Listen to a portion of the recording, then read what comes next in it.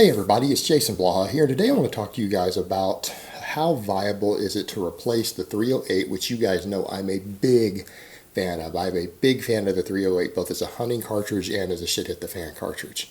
Maybe not so much home defense, but the other two, yeah, definitely. Big fan of the caliber, have been most of my life. The 6.5 Creedmoor, can it replace it? Well, we've covered a lot in the past about different roles. Like I've covered 223 versus 308 and why some people would pick 223 and why some people would pick 308 for their specific situation for a shit hit the fan primary rifle. Well, the 6.5 Creedmoor you would pick for the same reasons you would pick the 308. It would fill the same niche. Someone wants a full powered rifle round. All right, full powered rifle round. Obviously knowing it's going to be heavier, more expensive, all of that. You're going to be carrying less ammo if you have to go on foot.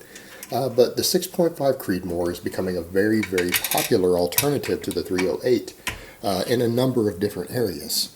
Both hunting and precision shooting at long distance. We need to understand those differences, though, between these cartridges when we talk about why someone might want to think about replacing something as versatile as the 308. And I'll let you guys decide for yourself what you want to do personally. I mean, we all have our opinions on these things, so let's discuss the facts. As a hunting cartridge, they're completely equal. Don't let anyone convince you that there's significant difference between them. 308 is going to be a little heavier.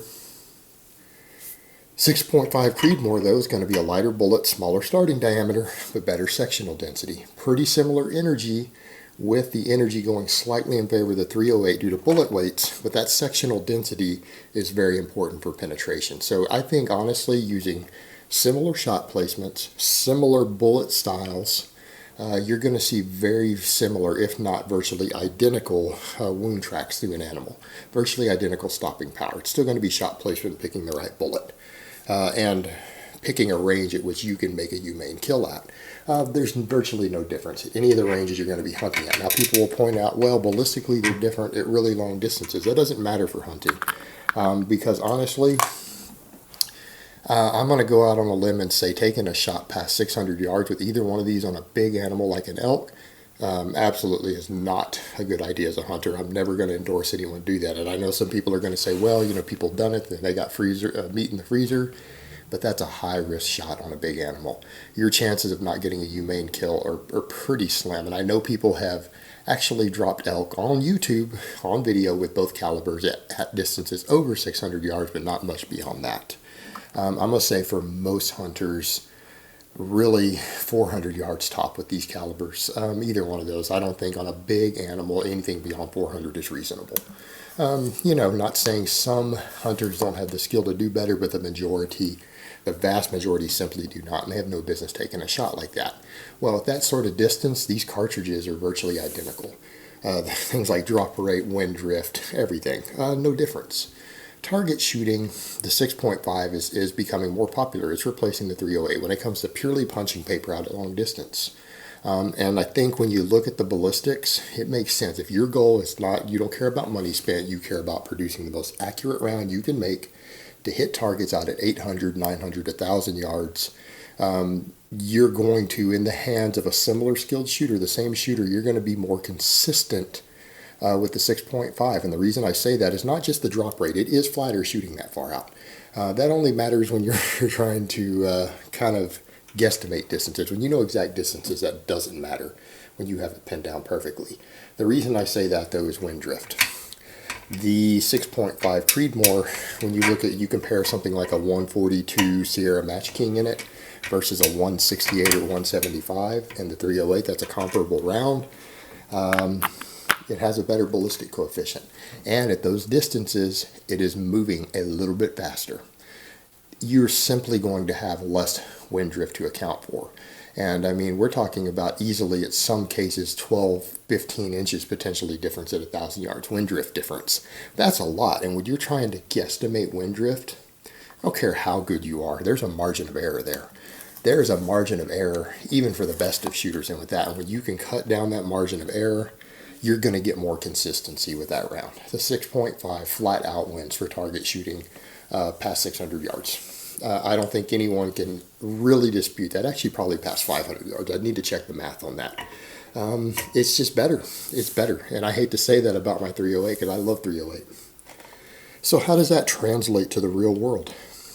Well, that does matter for shit hit the fan, because if you are going to take shots out at that distance, the 6.5 is going to be better. It's going to be more consistent. And you start talking about shit hit the fan, if you really need to make shots that long, and I can assure you guys, in any raw scenario, the odds that most of you are ever going to be in a situation to make an 800 to 1,000 yard shot probably wouldn't happen, even if we do have a shit hit the fan scenario. And we probably will never have a true shit hit the fan scenario. If we do, we're theory crafting for that.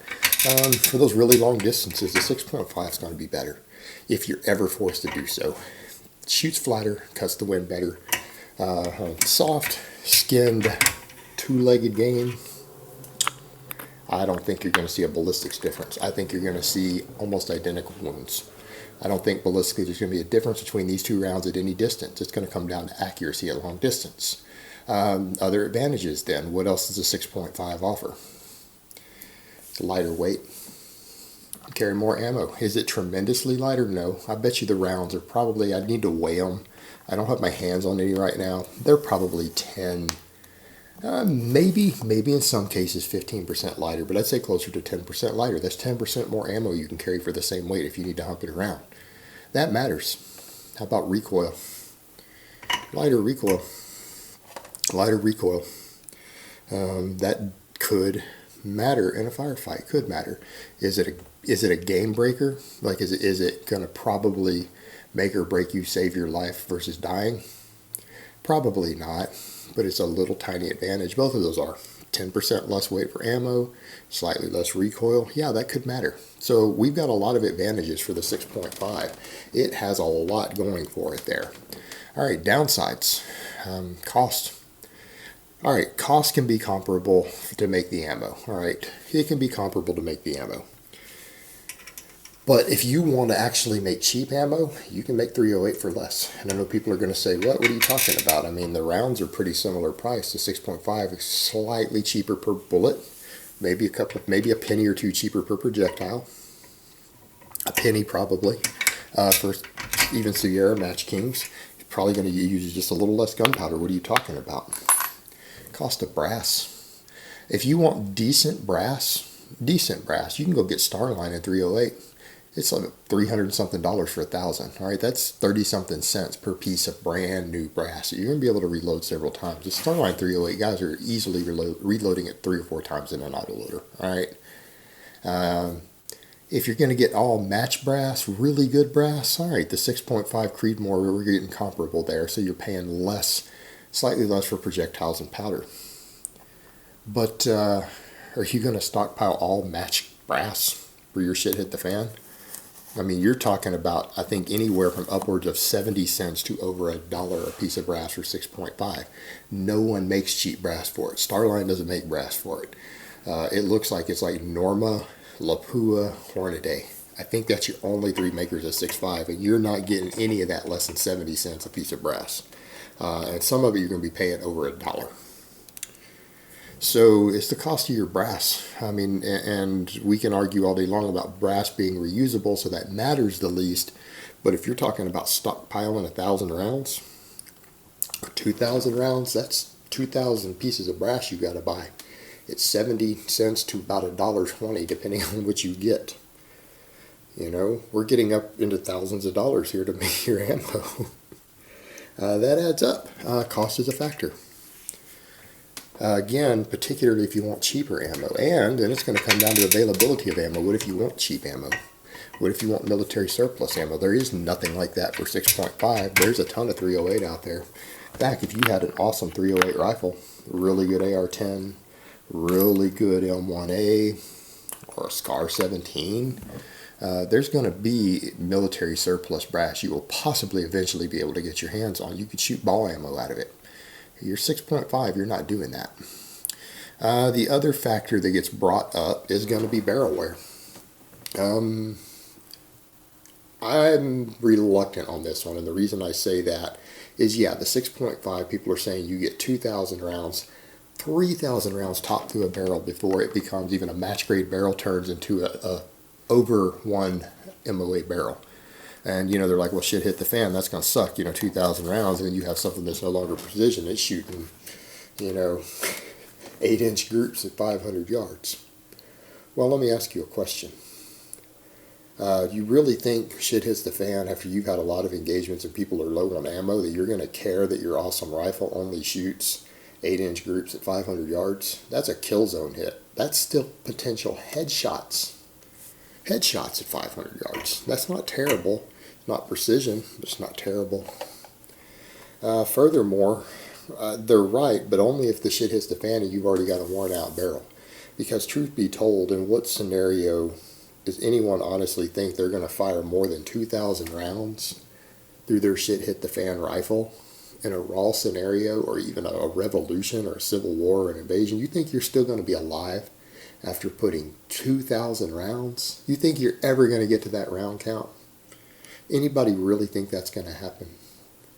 That you're going to put 2,000 rounds through your primary battle rifle and you're still going to be alive? There's no way. Logistically impossible. Not going to happen. And, you know, even if it did, maybe you could always have a backup AR-10 barrel, because, you know, eventually there's going to be extra 308 around. You could have an AR-10 barrel and bolt carrier group anyways. You know, so that one I think is less of an issue. That's an issue for match shooters. But again, I would point out, look at what you're paying. Look at what you're paying for brass and stuff alone. I mean, when you're exceeding 2,000 rounds through a precision rifle, how much money have you spent on ammo already? So for practice purposes, it doesn't matter, because, again, anyone who can afford to shoot 2,000 rounds of match ammo through their 6.5, I don't think they're that worried about buying another $300 barrel when the barrel starts to wear out and lose accuracy. You know, if you got that type of money to throw into brass and everything, I don't know, buy an extra barrel and have it laying around. So, you know, there's your kicker. So as far as what it comes down to, guys, I think cost and ammo versatility is still going to be the downside to the 6.5. The barrel wear, I don't think that matters and shit hit the fan. That's silly. That's just a cost issue for target shooters. But yeah, ultimately the pros are going to be, it's going to be better past 500 yards. It's going to have lighter ammo, less recoil, pretty much similar ballistics. The downsides being cost of the ammo, and you're not going to be able to use a wide variety of ammo. You're not going to be able to use everything from hunting rounds to cheap ball ammo, because it just doesn't exist. There's very, very little ammo available. There's no military surplus. There's nothing like that. You're probably, anyone who has any sort of budget who's messing with 6.5, you're going to be shooting all hand loads, and most of it's probably going to be match grade bullets. Because you're using match grade brass anyways, it's kind of stupid to load cheap rounds in them. You know, it just doesn't make sense. You're already investing in a caliber that's pretty much used for match type stuff anyways. That's kind of its only niche right now. So until cheaper brass comes out, there's not really going to be cheap ammo, or a way to really even make cheap ammo for the 6.5. So that's the downsides. And so you guys kind of have to decide for yourself what you want. And the reason I think some of that's important is going to be for people who aren't necessarily wanting to build the highest end battle rifle. You've got to look at the fact that you're going to end up with a pretty expensive barrel. You're going to end up with some pretty expensive parts with 6.5. Creedmoor, no matter what you do, you're going to end up with really expensive brass. And in some cases, by the time you're done, for a little more money, you might have been able to get a second AR-10 and another 500 rounds of ammo by the time you're done. So that's just something to factor in on people's budget. The budget is a big deal. All right, guys, but that's really all I have to say on that today. I hope it's been informative, and I will talk to you guys next time.